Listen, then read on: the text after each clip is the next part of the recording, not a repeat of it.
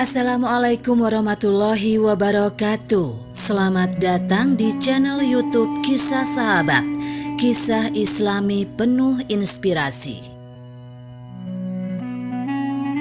Manusia misterius yang hidup abadi. Kisahnya ada di dalam Al-Quran dan Al-Hadis. Apakah benar demikian? Manusia secara umum dan fitrahnya bukanlah makhluk yang abadi. Artinya, pasti suatu saat akan mengalami kematian. Menurut kisah, dahulu memang manusia dikabarkan berusia sangat panjang, seperti beberapa nabi serta juga dari penelitian sejarah mengatakan demikian. Namun, ketika ada yang menyatakan manusia dapat hidup abadi, rasanya baru di film atau cerita-cerita fiksi saja yang menyatakannya, yaitu mengenai manusia misterius yang konon hidupnya abadi. Menurut akun tersebut, ada 3 nama yang kemudian dikenal luas karena juga dibahas di dalam hadis-hadis. Mereka diduga hidup abadi. Namun benarkah? Inilah 3 nama yang pasti kita sudah pernah mendengarnya. 1. Nabi Khidir alaihissalam.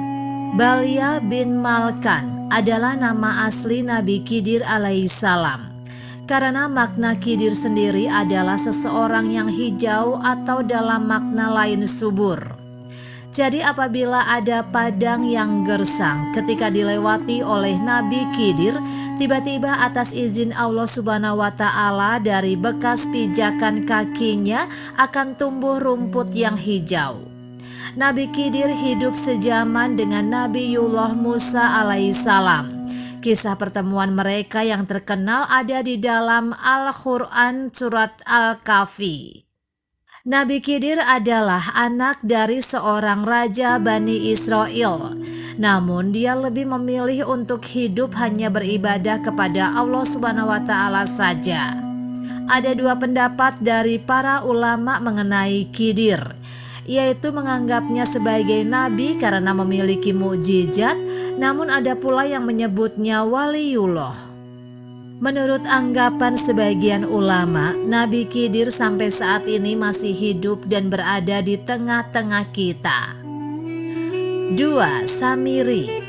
Nama asli Samiri adalah Musa bin Ja'far yang merupakan tokoh dari kalangan kaum munafik yang mengajak orang-orang pada kemusyrikan.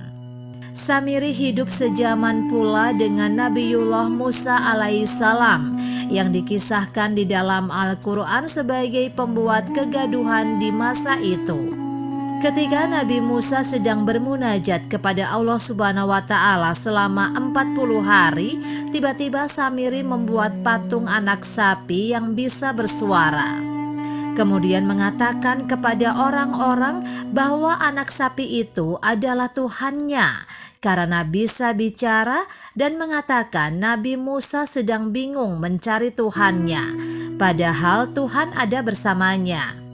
Akhirnya terjadilah penyembahan terhadap patung anak sapi itu yang kemudian membuat Nabi Musa marah ketika beliau pulang dan melihat kejadian itu.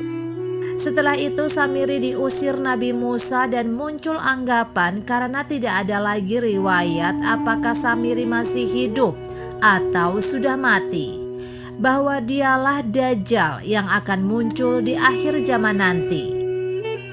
3. Ibnu Sayyad. Beberapa sahabat Rasulullah Shallallahu Alaihi Wasallam mengatakan bahwa Ibnu Sayyad adalah Dajjal. Salah satu yang mengatakannya adalah Umar bin Khattab radhiyallahu anhu.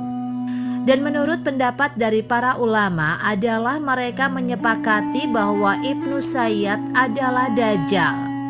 Tapi bukan Dajjal yang akan muncul di akhir zaman, melainkan hanya dajjal-dajjal kecil saja, karena di zaman yang sama ada pedagang bernama Tamim ad-Dahri yang menceritakan bahwa dia pernah bertemu dengan Dajjal. Letak pertemuannya di sebuah pulau kecil yang berada di tengah-tengah lautan luas. Ini bisa menjadi sebuah argumen bahwa Ibnu Sayyad bukanlah Dajjal akhir zaman. Ibnu Sayyad tinggal di Madinah sedangkan Tamim Ad-Dahri bertemunya di suatu pulau di lautan luas. Ada kabar bahwa Ibnu Sayyad tewas di Perang Harrah, perang antara Madinah dan Syam. Dan ada banyak pendapat ulama yang menegaskan bahwa Ibnu Sayyad bukanlah Dajjal di akhir zaman. Dan kami tidak menjadikan hidup abadi bagi seorang manusia sebelum engkau, Muhammad. Maka jika engkau wafat, apakah mereka akan kekal? Quran Surat Al-Anbiya ayat 34. Ketika masih ada yang meyakini bahwa ketiga manusia misterius itu salah satunya memang hidup abadi, itu adalah haknya. Namun ayat Al-Quran tersebut bisa jadi bahan perenungan kita. Wallahu a'lam bishawab. Demikianlah kisah sahabat yang dapat kami sampaikan. Semoga bermanfaat dan dapat menginspirasi kita semua. Sampai jumpa di kisah selanjutnya. Terima kasih. Wassalamualaikum warahmatullahi wabarakatuh.